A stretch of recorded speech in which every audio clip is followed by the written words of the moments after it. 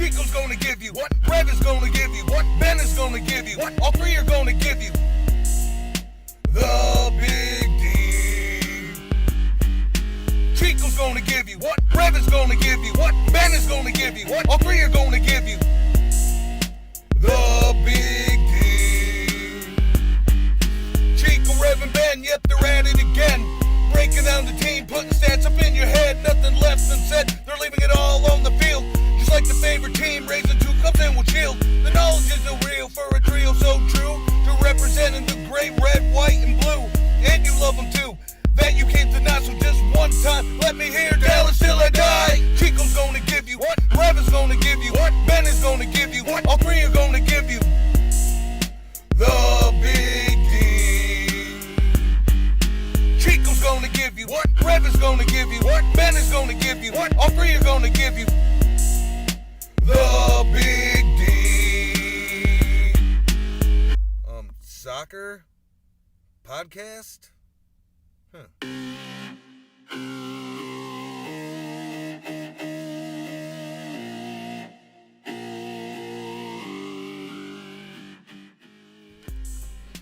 Welcome to a new year and a new upcoming Major League Soccer season. Our beloved FC Dallas will once again compete for hardware and hopefully do a bit better than last season. There's been a lot of changes in Frisco. There are going to be new faces, new signings, lots of rumors, lots of excitement, and some folks that we've had to say goodbye to. A lot to talk about tonight. We're glad you're joining us. We want you to send in your comments and questions as we get going. Welcome to Big D After Dark.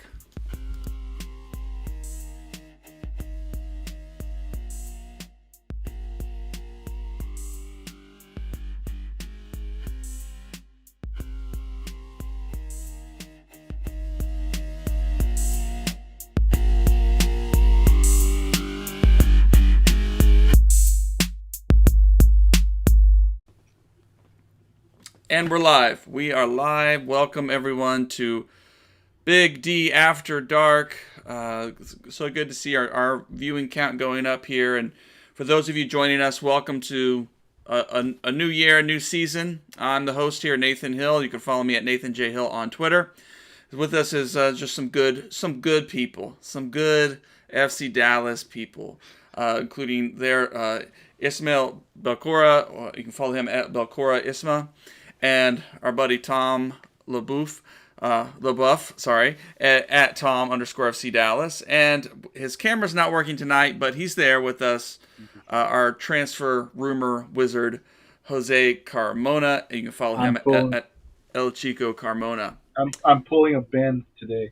Yeah, you're pulling a Ben. We'll figure it out. Who knows what's going on.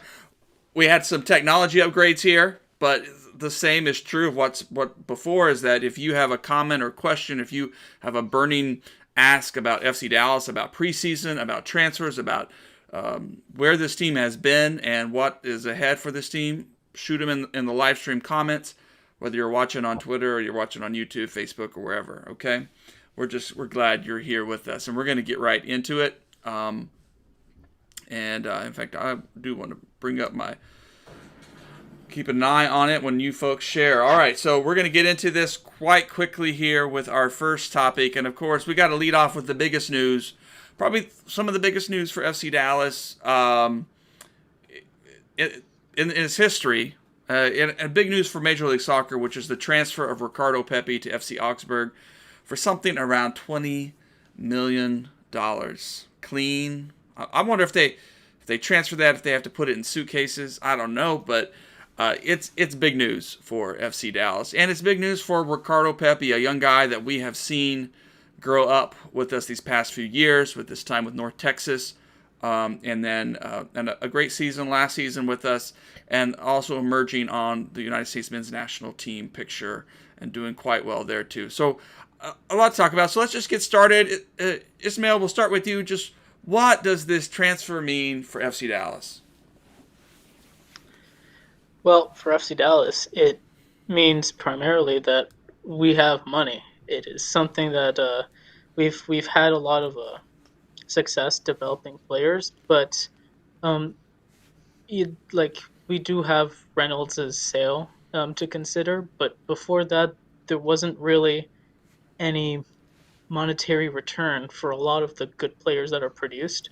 One of the big players that is under this consideration is McKinney, who's now uh, probably the best midfielder right now on one of the best teams in Italy. Um, Currently, it means that we have enough money that if we choose, we can make a big impact on MLS and we can have a really good season if the money is used properly. And it's also half of Patrick Mahomes' contract with the Chiefs. So maybe that's what it's used for. Yeah. Tommy, what about you? What did this Well, Pepe it's transfer mean for FC Dallas? the biggest transfer ever for a homegrown out of USA. I think that's something that FC Dallas can be proud of. It says a lot for the academy. I mean, I think for all our fans. I mean, speaking for the fans myself, very proud for the kid. I mean, I was lucky to play him online in FIFA 20 a couple years ago, and he was just he kind of out the blue on Twitter said let's play, and was really down to earth guy, and I just love the guy. I think he's just a great guy, and I think Augsburg got themselves a good player, and I've already seen improvement in his play. I don't know that how many goals he's going to score there because of the team, the way the makeup is. It's a different game over there, but I tell you what, he fits in. He more than Mm-hmm. well fits in, and he should do fine. And I think, as Ismail said, we got money now, so I mean, there's really no excuse to not have a competitive team. Um, as long as it's competitive, I don't care if we're developing players and selling them. As long as we remain competitive, and even if we're selling them and we bring other people in, we have the money to do that, as Ismail said. So yeah, those things. Jose, what about you? I'll take a different point of view from these two gentlemen since they both agree. I do agree with what they said, but prestige, the academy, FC Dallas, is becoming a renowned, becoming renowned in around the world. I mean, this is raising eyebrows. This is people are saying, "Wow, we just had one of the biggest transfers in the world in this transfer window out of FC Dallas," and it's not a flash in the pan. This is not, hey, Vancouver just sold Davis and hasn't done anything since. This has been a gradual build up.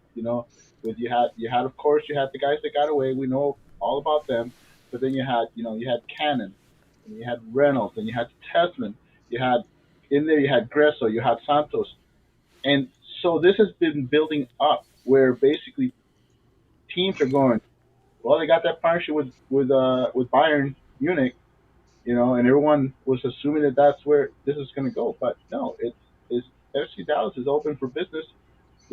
There's a lot of talent in Texas, you know, and we all knew that, but now the world knows it, and now we're ready as fans to see it take start seeing the product on the field match what is being sold. Let's see them, like you said, bring in spending money. But you look at our DP and Hara, that's a red flag.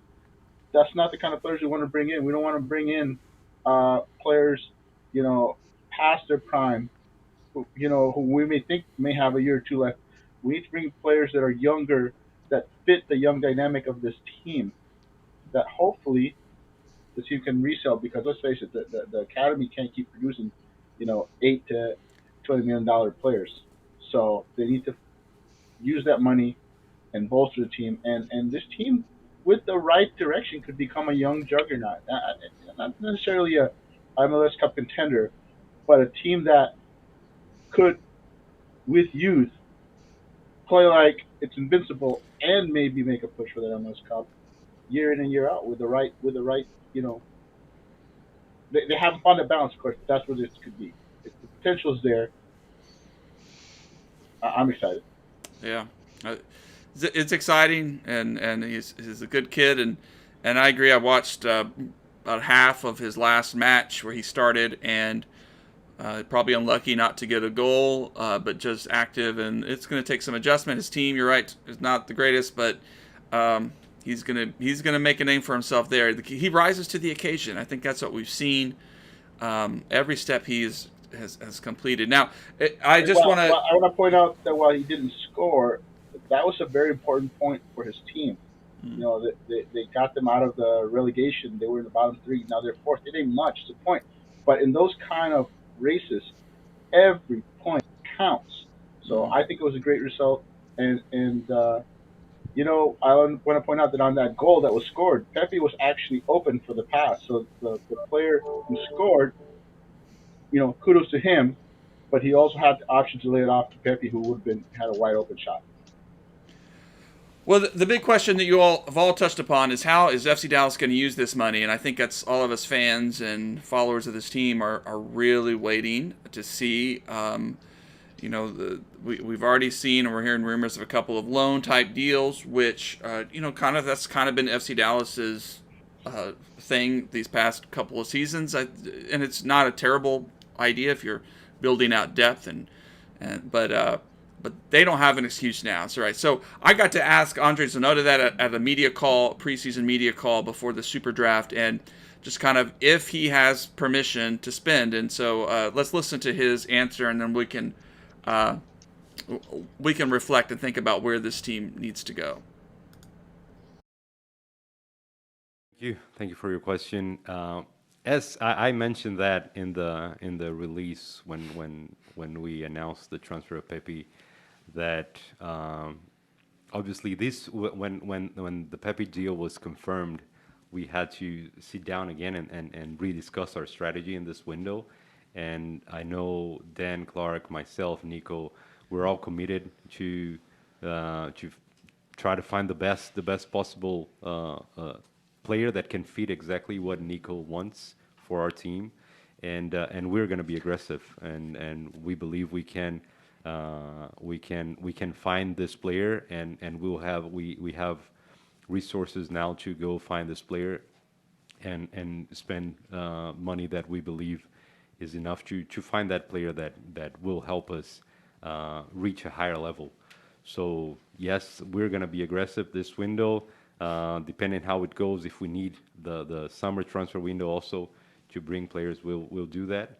But that's what I mentioned in my initial statement, and Nico said that we're working really hard because we know we need to find the right player, the right fit to make that impact in our team right away. We need the right fit. He has permission to be aggressive. They're looking. I do understand the timing of this. Of like, you just sold this big sale. It wasn't always clear that it was going to happen, or that other teams were going to meet the price tag that FC Dallas had. And so you had a little bit of uncertainty. Maybe Pepe would stick around till the summer. Maybe, you know, all these kinds of things. But now you have this money. You know, time's short, but they have permission to be aggressive. So, I mean, Tommy, yeah, I mean, they have permission to be aggressive. Do you buy that? Oh. I think you're Sorry, muted. I was on mute. It's all relative to how aggressive. So, you know, they have a lot of players to fill. I mean, they lost, you know, all those players that they let go, and you know, Pepe was an imminent sell. I don't think that anyone thought he was not going to be sold, and I think there's still time. But Nathan, I think as you mentioned earlier, this is an odd year that the season is starting earlier than it normally did, right? Didn't it normally start? Right. So they're way behind the eight ball. But if you think about it, like Augsburg, they signed Pepe a week later. He's played, right? So they still have time. But by gosh, I mean, you know, I look at the transfer transactions going on, and no one else has sold Pepe for $20 million, and they're signing players. They're finding their players, right? Why does FC Dallas seem to be like, not like, you know, it seems like it's taken so long for them to get some players. Now we are seeing movement, and there's some rumors with the Argentinian guy, which I think would be a great signing, but and a keeper coming in, but they're not done. So until they're done, I like what I'm hearing, but I do believe they will sign players, and it's going to be wait and see who they sign, and you know, and see what they get. You know. Ismail, what about you? Yeah, I mean, I think them targeting Velasco and us like understanding from like not just multiple reports but people inside the organization that they are really chasing him. That so that's just telling me that they do have the ambition. I hope that crosses the line. I hope they are able to complete it. It would be a big signing for the club. Um, yeah, everything's a bit late. I mean, they did sign Nanu, which I think we will touch up on at some point, but uh, I think that there's a lot of spots to fill for FC Dallas, and then also North Texas. They have 4 players on the roster, and from what's coming out of MLS Next, they need at least 12 or 13, I think. Um, that means they have to sign 8 players at some point. Um, I don't know. This is this first week of preseason that's coming up. It started up today, and we'll start to get more stuff in this following week. It's going to be interesting to see who is in camp. Uh, we know we have one signing at least, Nanu, right now. We have a goalkeeper, either the Spanish one or the Dutch one. It's starting to look more like it's going to be Martin Pace. We have Velasco. It's just we have Carrera, who's basically confirmed by his agent. That's Um, correct.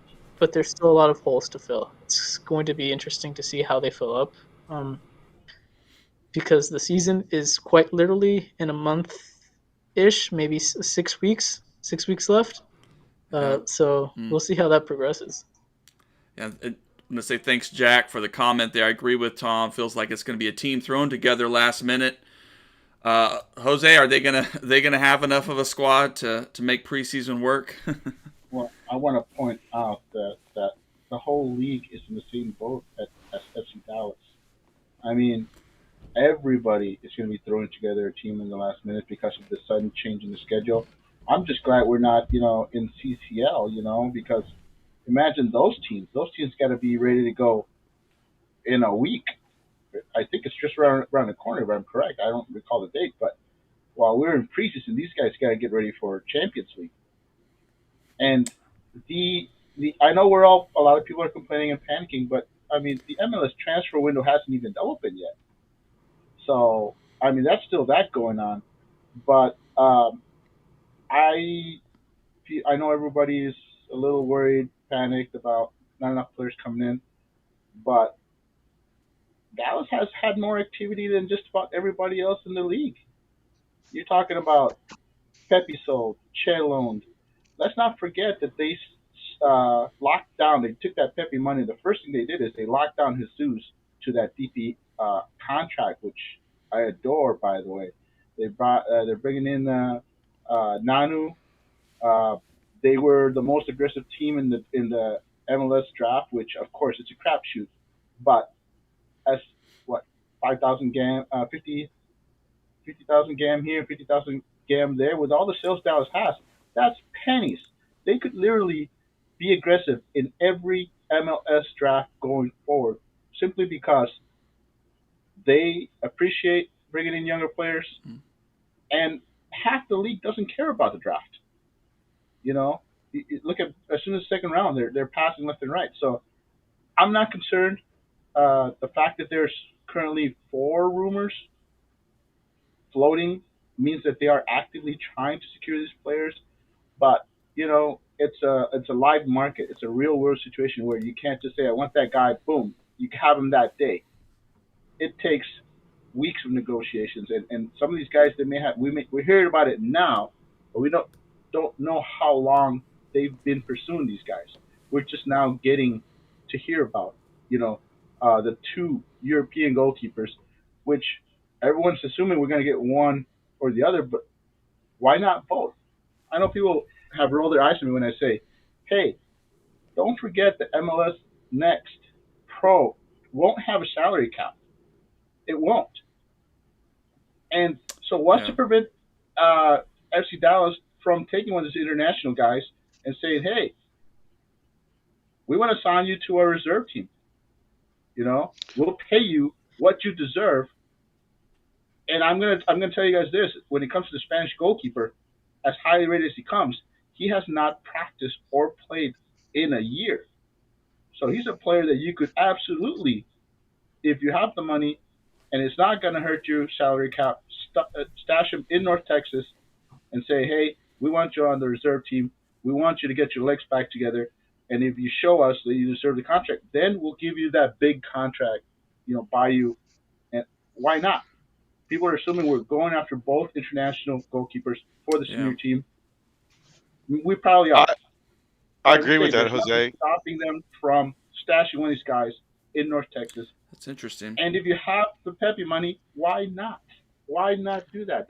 I'm not saying they're going to stuff North Texas with a bunch of high price players because that's not the way the Hunts do business. But you could stuff 2 or 3 halfway decently paid guys on that roster that are you could be your emergency goalkeeper. You could stash an emergency center back. You could stash an emergency forward. And these guys wouldn't necessarily have to be cheap because there's no salary cap. There's nothing preventing Dallas from saying, okay, we're going to stop a guy that's going to get paid $500,000 a year in North Texas. Nothing stopping them from doing that. Well, we saw what iffy goalkeeping, in 2021 with Felipe. Unfortunately, with Mara getting hurt, just a save here and there, and there were some saves I thought that Felipe could have made that did not. So don't underestimate the value of a good keeper. And if you have two, when one's hurt, we have a good backup. So I have no problem with that. I don't disagree with that. I think Felipe is the wave of the future as far as FC Dallas is concerned. If you're going to have a backup goalkeeper, why not have a U23 that's highly thought of that you can bring in on loan for a year and a half? See if he's worth anything. But Felipe clearly was not the guy. So now you've got 2 guys they're talking to, and they're going to get the same deal as Felipe, and this is setting up to be a trend, and I'm okay with that. I mean, I think the main issue with signing either Rivera or Pace to an MLS Pro Next Pro, whatever it's called. The main issue is that first off, although there is no salary cap, it would be very difficult to negotiate with the player that's currently playing in one of the top clubs in Valencia. He's not playing, but he's signed to a contract with one of the top clubs in Valencia, and tell him, hey, for a year, you're going to be in the 3rd division of the U.S. soccer pyramid. The second issue that comes to mind is if you sign both of them, one of them is an MLS Next Pro, that person has to play. And preferably, I think we all want Carrera to be basically the starter for the second team, so he can get as many minutes as possible. So I do think it's possible that they do sign these 2 keepers. I think it's probably unlikely. I do think they'll sign and stash, but with keepers especially, even if your consideration is those 2 are going to be on the roster next year, like if Jimmy leaves, that's 2 international slots on keepers. Yeah. And those are very valuable in the league. Even if it's not this year and it's next year, that's still two for 1 for the keeper position. It's generally frowned upon as bad roster building. So I don't think we're getting both. Yeah. I agree. I'm just pointing it out as I don't think it'll happen at this position, but that's something to keep an eye on with North Texas. If you're going to have 11 academy kids, and you're going to have your guys that don't play on the senior team that are, mostly your draft picks and stuff, and you can sign up to 12 guys, 7 of them internationals, by the way, on that team, you could pull off 1 or 2 hijinks moves. Nothing ridiculous. I'm not talking about we put Hara in North Texas, but you could go out and get maybe not the keeper, but you could get somebody who's coming off an ACL injury who maybe needs that year. I'm just saying something to keep an eye on. But I want to point out that I think Dallas is being aggressive. I think they're the most aggressive team in MLS right now. I think they've made more moves than anybody else. And I know they're not. We don't have that big giant move yet incoming, but we're hearing rumors that there is something in the pipeline, and I think Miami's done more. Miami's literally ditched half their roster. Yeah, Miami's. I was going to say Toronto. How it's going, but that's forced moves, really. That's not like they had any choice in that matter. But Toronto has made some big moves. And that's just it. Some teams have made bigger moves. I'm not I'm not arguing that Dallas is making the biggest moves. Other teams are made the bigger moves, but they've only made one or two moves. They just happen to be bigger. Yeah. So that's my point. Is Dallas has been extremely active, but we've yet to see that big Yeah, player that's promised. That's I really what's believe going to come down to. something will happen. Well, Yeah, bring that big let's player keep in, it and then moving. Let's keep our conversation. We got some more things. We'll come back to the transfer talk in just a few minutes. Of course, I wanted to highlight Christian's great comments and Todd saying put horror on Jeff Bezos' rocket. Well, come on, let's be nonviolent here on MLK Day. All right, okay. Next topic. Let's just get right to the other big news, which was, and it took FC Dallas some time for their search. It was clear that Marco Ferruzzi, great guy, but just couldn't get much more out of the squad, and so FC Dallas went outside their comfort zone, perhaps. Something that fans wanted, and hired Nico Estevez as their new head coach. He's most recently assistant coach with United States men's national team with Berhalter, and was also with the Crew, and has a good career of academy background and stuff in Spain. So really interesting guy. So I'm just curious as we go around here, kind of what y'all's first impressions have been. I know we haven't seen a match yet, and what kind of style he brings and tactics and what he gets out of the players, but just sort of a sense of first impressions and a sense too, like, do you think he's coming in with more experience under his belt already than Lucci had? I mean, we were concerned that Lucci didn't have any head coaching experience, and Nico doesn't have much head coaching experience either, but he's had some academy experience and things, and so just curious what your all thoughts on that. So Jose, we'll start with you this time. What's your first impressions on Nico? So I had two impressions. My initial impression was that while I wasn't wowed by the hiring, we were all like, it was nice to see. We all had our who we thought it was going to be. We thought it was going to be Quill, or our interim manager is going to become the full time manager. We thought it was going to be in house. So the fact that they went outside of the FCD wheelhouse and got Nico Estevez, it was intriguing. It is an intriguing move, and uh, we're all very intrigued by this, trying to figure out if it's a good move or not. But I tell you what, as other new hires, because there was a lot of openings in across MLS, started rolling in, my opinion of the Nico Estevez hire has gone up. I mean, you had Houston, who was talking a big game, and they didn't go out and get a big hire. You know, you had the Columbus Crew assistant that was linked to Dallas. He got hired by Chicago. You had how do you say it? Chirondulo got hired by LA. And I mean, uh, I'm not seeing any name right now. Maybe I'm missing somebody, but I have not seen any names that are blowing me out, saying, "Wow, what a sensational hire!"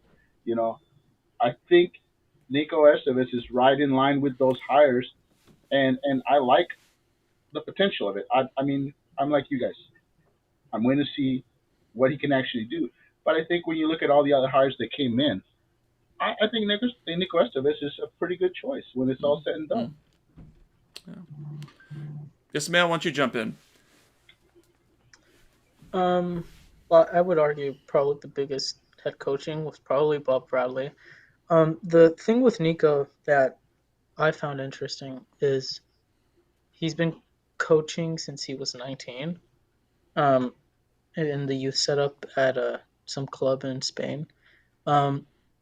So he has been coaching longer than Lucci. He had 2 games over Lucci when it comes to being the head coach of a big team.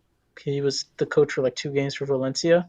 And then he was the head coach for some second division side that also played in Valencia, but wasn't Valencia's B team.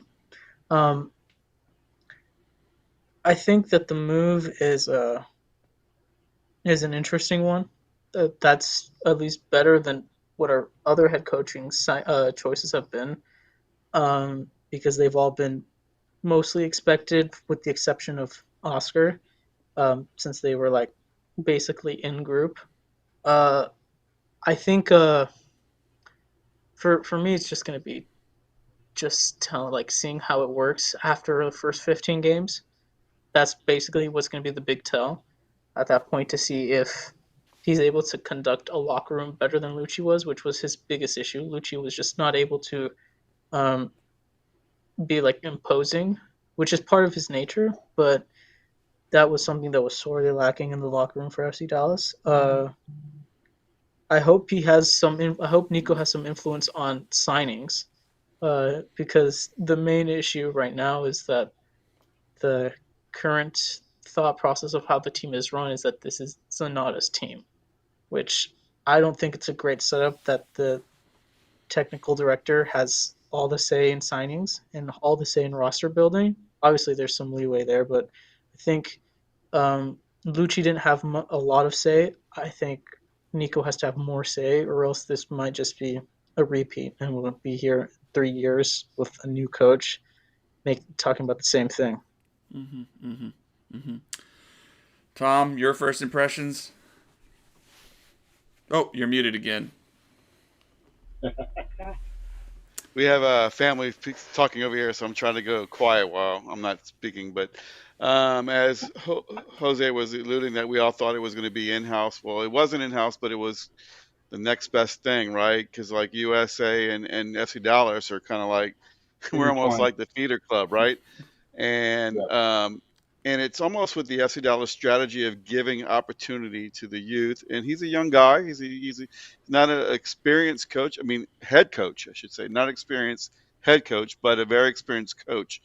And he was highly recommended by the USA coach. And I think I like the fit. I also like when Lucci was hired, but in the end, it's going to come down to the players and having quality players, or at least young good players to be successful.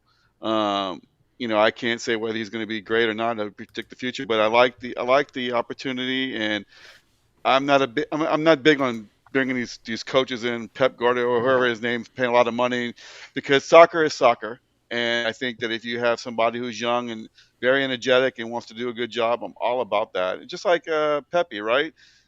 Pepe was our best striker that we had. He was the youngest one, but he's the best one we've had in 10 years.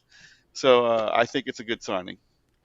Yeah, there are shades of comparison you can make to Lucci, but Yeah. You're right. Nico's had a lot of different experience at different levels of the game, and so it's pretty exciting to see. And so far, just from his conversations that I've been on with the media calls and stuff, I've been impressed with his approach and and I think it has made this offseason strange because he still had some duties with the United States men's national team, and so kind of go back and forth. It's kind of, he's still getting settled in, I think, and having those conversations and taking an assessment of the squad, of where the team has needs and where the guys are already there that can be improved and can be put into a better system. But so let's hear. So go ahead. Can I add one more thing too? Sure. Real quick. Jose, I was just gonna say real quick is that if the prior coach who left, if he was such a bad coach, he would not have ended up where Nico left. Right. We swapped coaches. Right. So I mean, I think in the end, I think that's going to be okay. Yeah. Good point. Sorry.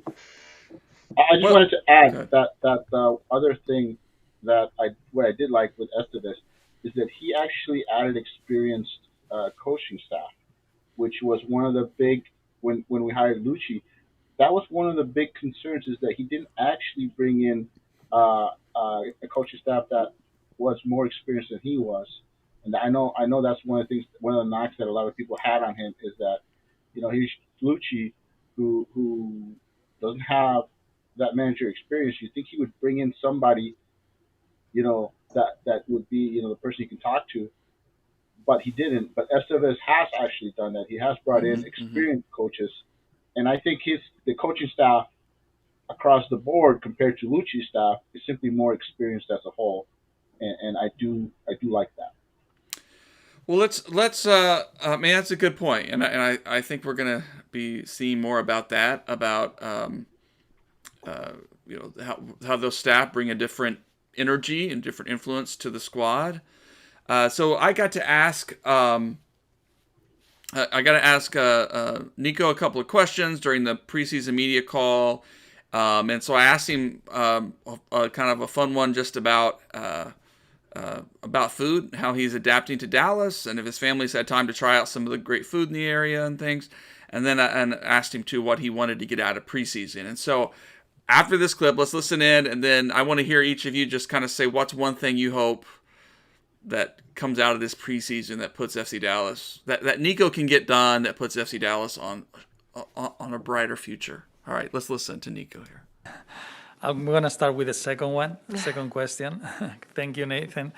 You know, me and my family also love food, and we had the opportunity to be around different restaurants because we're still waiting our moving truck to arrive to to Dallas, and then we're using this time to know new places, and of course, there's a lot of Mexican restaurants that we love. Barbecue, we also have had sushi. We also had some different.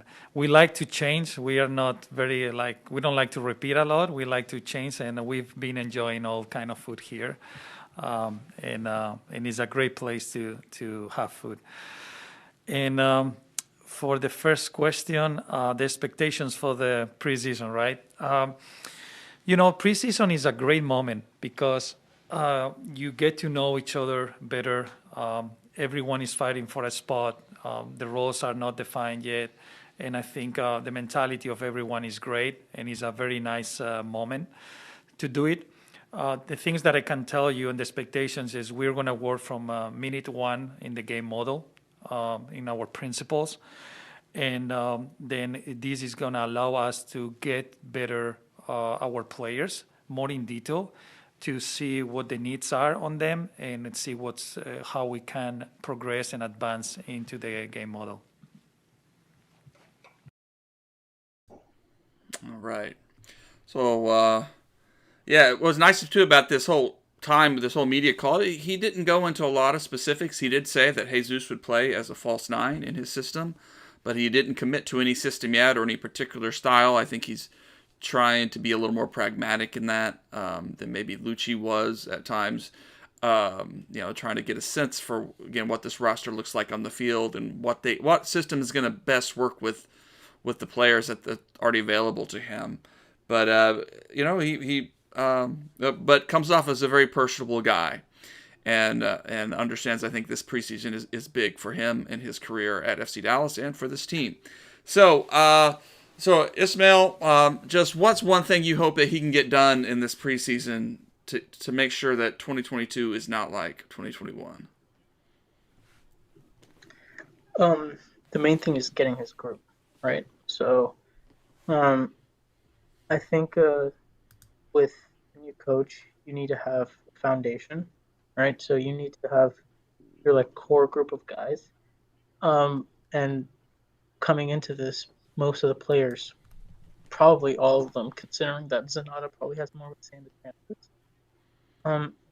Most of the players aren't his. These are players that already are here, are signed to contracts, and that he needs to make them work in a coherent unit. So finding the players that work for him, making decisions early on about specific roles that need to be strengthened either in February as he starts preseason this week, or in the summer when they'll have an opportunity then to make signings. But he needs to get his group.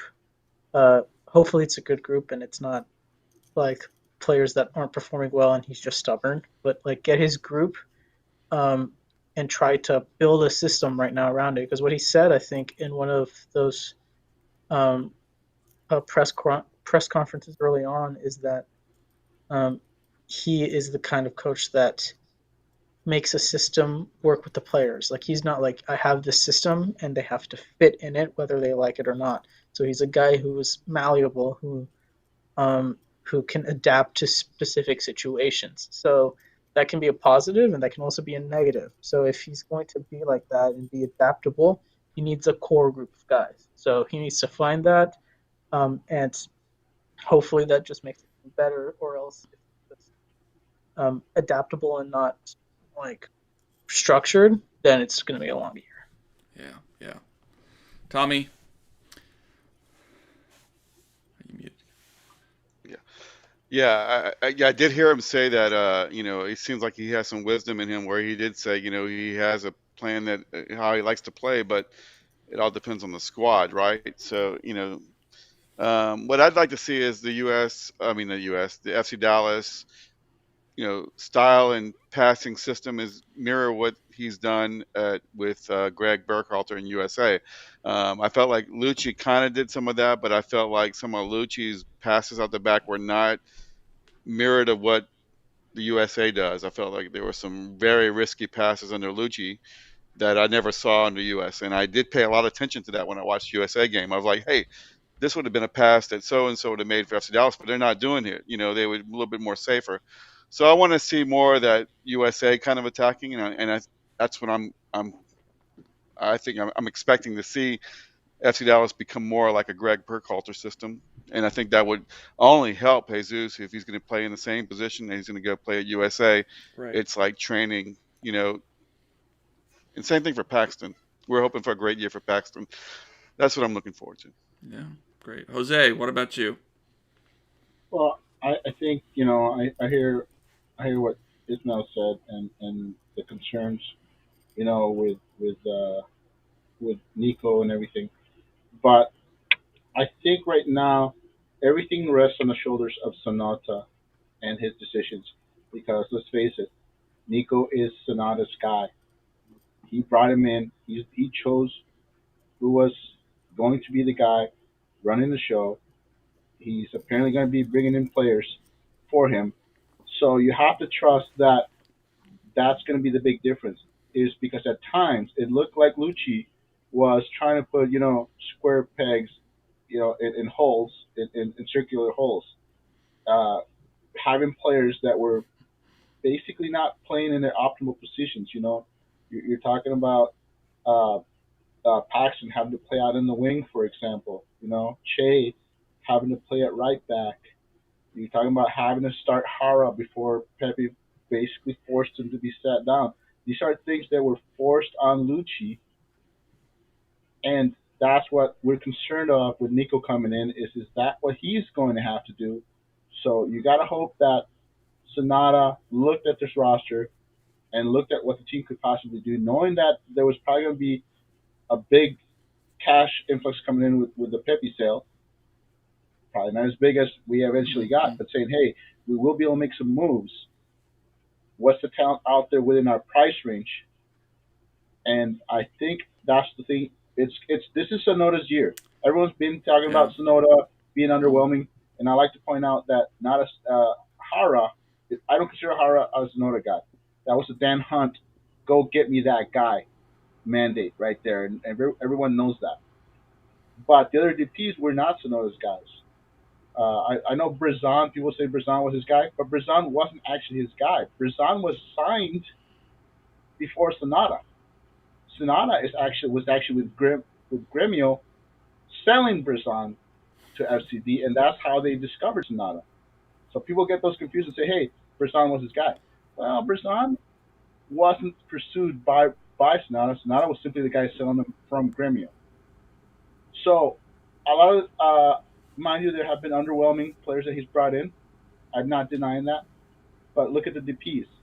Jesus is technically his first DP. That's a good sign. Now we need to see what the next DP is. Nico's his coach. This is the year where a lot of people will find out if Sonata is that guy, is the guy that's going to build the team that makes Dallas not just a middle of the table club, where they've been pretty much forever, other than the Shield, the back-to-back 60-point seasons. They've always been like a mid-table team who can rise into the playoffs, or just miss out. So I think this is the year where we see Sonata is the guy to put this team in the right direction and provide Nico with the players that he needs for what he's trying to do. And I like to see. Hopefully that is the case. We'll find out very soon. We'll find out a couple of games this season. Well, let's shift over to transfer talk. We've already touched upon it. We actually have a great question here in the chat we'll get to really quick. But yep, I already had one announced signing from FC Porto, Nanu, as he goes right back, kind of winger, attacking right back kind of player. Had a great write-up on BigDSoccer.com about him. Comes with a great pedigree and some good experience. He's a really interesting guy. Could be really helpful, but he's also here on a loan with an option to buy. So it could be another one of these guys that's with us for a year and then moves on elsewhere. And then, of course, a lot of aggressive moves, as Jose has mentioned in the MLS Super Draft. Bob Hahn here asks us, can someone explain the Dom Dwyer trade? And yeah, like, Toronto is gutting. They're just getting dead weight off their roster. The rumor is Altidore is going to get cut too, but Dwyer was dead weight. So they traded him to FC Dallas in return for some money because Dallas had to give him a little bit of cash, and then gave them their first round draft pick, high draft pick, the third pick. So Dallas bought out Dwyer. Let me add to that though. You can hear me, right? Sure. What was really traded here was the buyout. Each team can only do one buyout per season. That's it. And Toronto is saving that buyout for Augsburg. They wanted to get rid of Dwyer. They couldn't buy him out. So the trade was actually, hey, Dallas, we're going to trade you your buyout. That's what they're getting. We're going to give you Dwyer. You buy him out. We'll give you a third round pick. And the 50,000 GAM is simply there because something needed to be exchanged that was actual, the wonky MLS rules. But what really was traded was that FC Dallas buyout, which means all of you that were fantasizing of Dallas buying out Hara, that ain't happening. That's not going to happen because Dallas has used their one buyout on Toronto's player. That's really what the trade was all about. Well, the other rumors, and thanks for the question, Bob. Hope that helped sort it out because it was interesting. And it's good, a little fun fact in the future to know that Dom Dwyer was briefly an FC Dallas player for like a matter of hours, maybe, or minutes. But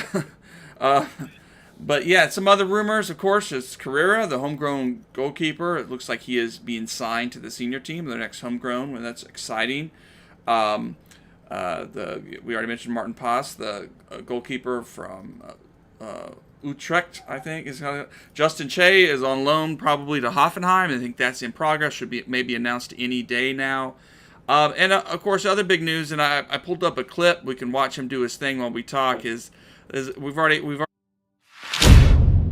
already mentioned Alan Velasco. Could be FC Dallas' next big thing. We'll just play some of these clip highlights here. I like the look of this kid. I like his athleticism. He's going to cost a pretty penny, but if FC Dallas can pull this off, it will be truly a new era for FC Dallas. Some good looking movement here. Some questionable defending.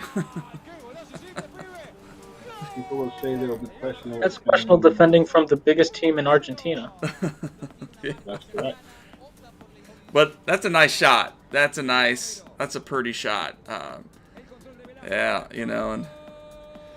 yeah. This is big time. I mean, I'm really excited about this kid. But of course, the rumors are that they've already offered, was it $6.5 million? Is that right, Jose?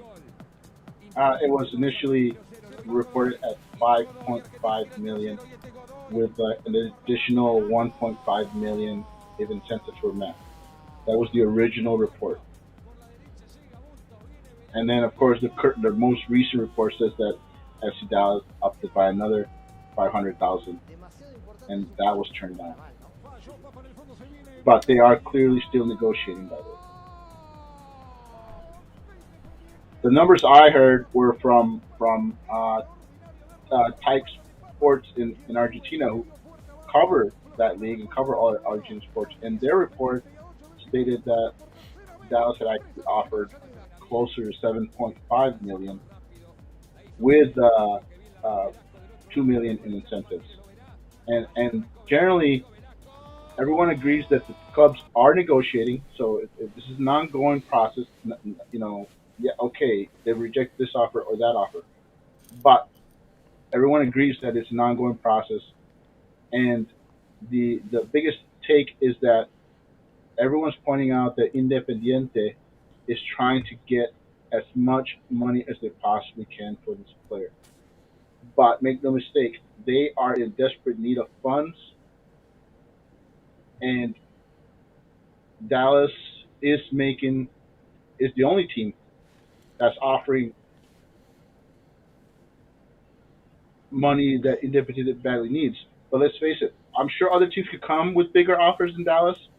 But what Dallas is offering is they're offering the most upfront money than anybody else, and that's really what's keeping Dallas in the hunt, and the concern that we should all have, because we've seen it before with other big name prospects that Dallas has gone after, is that another team, the longer this drags out, another team could jump in and trump Dallas's offer, and that's the concern. That's why this week is key. If this is gonna close, Dallas has to close on it soon before other teams jump in and say, well, 10 million, we can offer that. Mm-hmm. So that's the big concern. I mean, the kid looks legit. He's a kid that a year ago Independiente was asking 20 million for. Okay, and his current value on transfer market is actually like 2 million more than Barcos was when he joined Atlanta. And so, regardless of whether that's right or wrong, everyone agrees that this is a big time talent, and the kind of talent that if AFC Dallas somehow managed to pull it off, will raise eyebrows across the league, saying, "Whoa, that's a player to watch." And Dallas have gone out and gotten a big name player finally. Yeah, one of the things I think is interesting, right? So we got we know now that Nico wants to play Jesus as the false nine, right? In a false nine setup, you really need wingers that can go at goal. Like that's like a necessity if you are playing with the false nine. We know that Obrian can do it. He's not really great at scoring, but he was one of our top scorers last year after Pepe. I think he was the second, so he is capable of doing it. Well, Sean is going to be out for a lot of the year because of him going with Hungary to play national team games. Yep. After that, with call-ups. After that, we have Elmed Carr, and if we want to do what we did last year, we have Pax. We don't want to do what we did last year. Last year was not great, so we need a player that can target, like go to goal, maybe get some shots off, maybe be more goal scoring than other wingers we've had in the past. It is a position of need that we don't have a logjam at right now. I'd say we have other positions of need right now, like CDM, but we have a logjam there, so we can't sign big players there. It'd be interesting to see if Parker plays this year. Yeah. Mm-hmm. I think Isaiah Parker will probably be at North Texas this year. He's young. Because, I think. And if he does play for Dallas, though, he's probably going to play more left back than what you're talking about. Yeah. I think he's going to be transitioning the next following set. Contract ends this year, and he's on the wrong side of 30. But, yeah, I think both Parker and Bartlett have a really decent chance of being influential players this year, like having some minutes. Mm-hmm.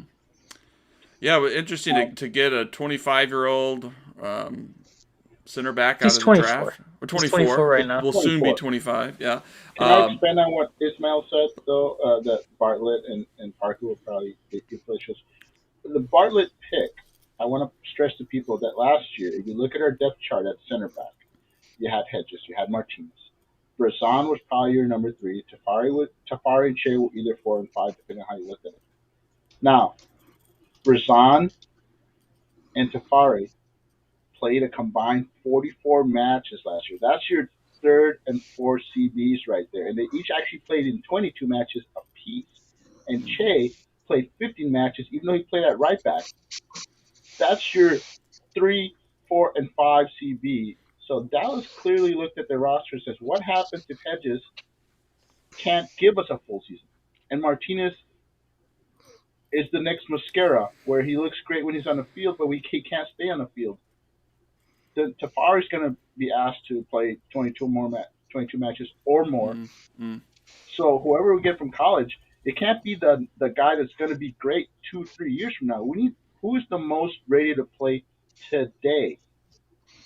Because this guy, whoever is our fourth or fifth CB, will get a lot of minutes. Don't forget that we're in 2 cups this year: the U.S. Open and the one with Liga MX, which I don't know what it's called, but that's 2 cups. We're not in that one. We're not in that one this year. We're in that next year. Next year that they're expanding it. Yeah, we're not. Next year is when they expand it. Okay, but we do have the U.S. Open Cup this year, so there's going to be minutes there for the 2, 3, and the 3, 4, and 5 CBs on the roster. So I think that's what they said. They said, hey, who's the most ready guy? We don't care how old he is. We need somebody that can step in and have that maturity. He doesn't have to be a world beater. He just has to be solid and not cost us goals. Yeah, I think he's going to be a backup on the 18. Yeah, the main issue there is, I mean, they rate Bartlett because, according to what Yves Galarcep said before he went on a tangent about how bad the pick was, he was really good at the combine. So they obviously, Ferrucci, because he was probably the one who was there, he obviously really liked what he saw. So, and he thinks he's the most match ready center back. The main thing is we only have 4 center backs right now. We still need a 5th center back. So I think he would end up being the 5th center back once we sign another one. But I do like the Bartlett pick from what we've seen. The one player I did want to talk about was Isaiah Parker, because he's the one I'm more excited for, and I think he's probably the super draft pick I'm the most excited about from like the last 3-4 years, mainly because he is going to be a starter in a year or 2. I really do think that this is probably going to be Hollingshead's last year as a starter, unless he hits like that.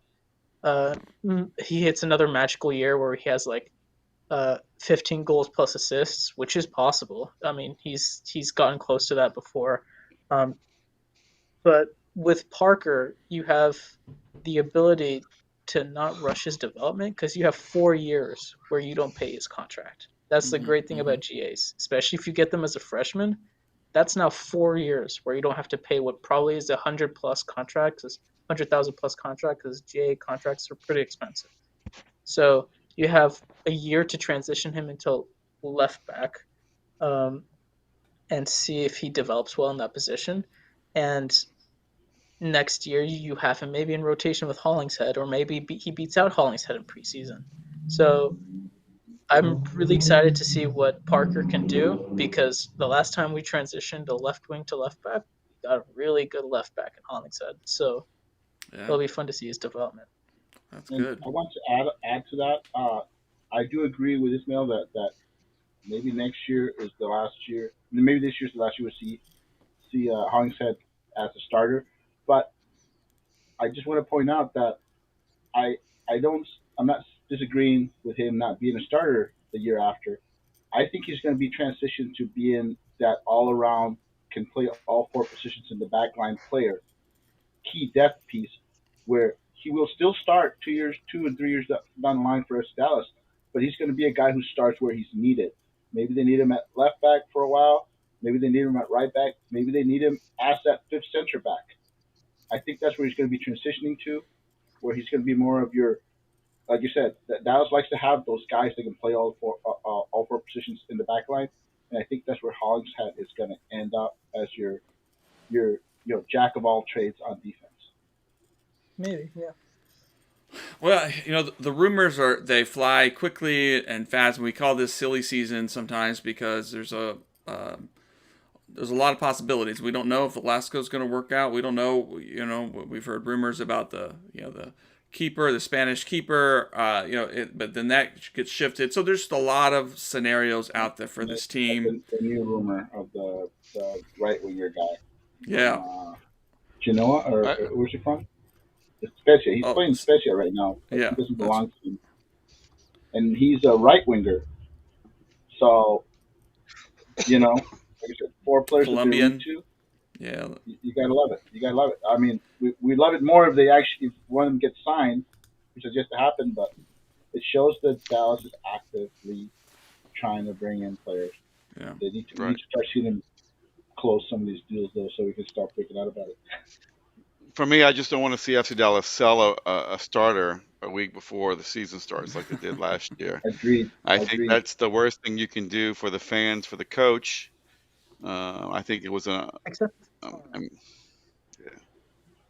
Except Hara. Yeah. I agree. Well, yeah. I mean, he's the only backup that we have, right? I mean, like we don't only true striker we have on the team is Hara.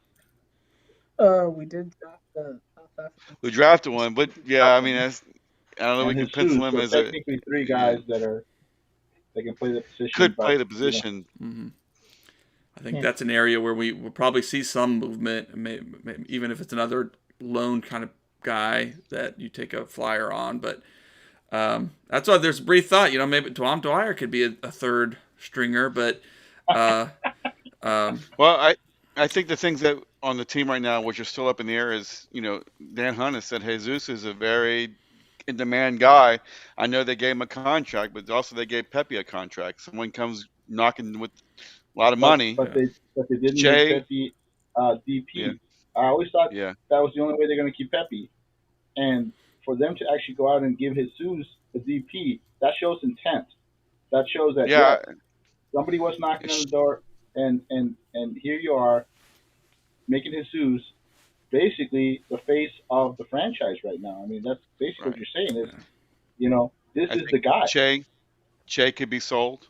I think that's another dynamic. That's I think the other two is we have 2 players on loan that could come back, the midfielder and the other winger, Roberts and Seeley, right? I mean, they could be.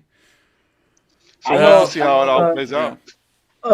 Roberts comes back this year. I don't think he comes back next. I can't really hear you. Hey, Ismail, you're cutting out a little bit there. I don't know what's going on. Sorry. There you are. I was saying that I think that Roberts comes back this year, but Seeley doesn't come back this year. I think his loan was 2 years, so he comes back next year, if at all. I don't think he's coming back. Yeah. Agreed. One of the interesting things I think with Jesus, if we could just touch up on that a bit, is that Jesus at this point, he signed the $2 million contract, and that was his choice. Like, FC Dallas offered it to him, of course, but his contract was up at the end of the year. Like, that was the end of his contract. Now he signed this contract, which now lasts till 2024 or 2025, I think. We talked about intent for FC Dallas. This is intent from Jesus. There's always been rumors that he really did want to go to Europe. Him signing this contract shows that he is willing to stay here. For this price that he's being given right now, he's willing to stay here. That shows, I think, we haven't seen homegrown show this kind of love for the club with actions, besides with Pax. Because Pax has always bled for the club. We always have players that talk about how much they love the club. Pepe's message was really heartwarming, but we haven't seen a lot of acting upon this love for FC Dallas and the system and the coaches here. This is one of the biggest, because Jesus next year could have easily gone to Championship or Liga or any of those leagues. He has the talent, and he would have gone for free. Him choosing to stay here on a very decent contract it shows that he really loves the club, and I hope that means he's going to give his heart out, his heart out for the club, and his blood, sweat, and tears, and that's going to be fun to see next year. And it also shows that the club is returning that love, which sends a great message down the line to the rest of the academy players that are thinking, I don't want to play in this. I don't want to be stuck here. I want to go to Europe. You're saying, hey, you can stay here, and if you're good enough, we can pay you like you deserve to be paid. If or with Sonata has already proven, we can also sell you, and so you I can was come to very Dallas. happy. Yeah. Yeah, and you come to Dallas, and let's face it, everyone always brings up the Kellen Acosta, Kellen Acosta, Kellen Acosta. That was a long time ago. It doesn't seem like that long ago, but it was a long time ago. Since then, Dallas has gotten their act together Yeah. and made sure that players that wanted to move got moved. And most of them, if I remember correctly, all of them signed new contracts or contract extensions with the club before they were sold, and that requires a lot of trust. That requires the club saying, "Hey, sign this deal. This will guarantee us that we get top dollar for you, and we will sell Europe." And then they've gone through, they pulled through with Cannon, with Reynolds, Tessman, uh, Pepe, all of them. And Mm-hmm. I'm just saying, this is a further step in that. Basically, down the line, and mind you, if there's players that are high end amateurs who are considering joining the academy, this also is a message to them to say, hey, look, you can come here and you either have a future with this team or we'll send you to Europe if that's what you want. Either way, you won't be stuck here Yeah. if that's the way you see it. Well, I would also say we don't really know what happens behind the scenes, but we know that Jesus doesn't go to the public and talk about it. He may have gone and asked for a raise, and maybe FC Dallas came back and said, "Yes, you deserve it," but it was all kept in hush, right? So it's a different way. Who knows how it played out, but I'm happy to see Jesus get more money because he deserves it. Yeah. He's a I great think I player. think Tommy is pointing out, all the agent talk that the Pepe's agent was doing, that we all knew Right, was coming from him, and you didn't see any of that from Jesus, and I right, think Yeah. that's what Tommy's referring to.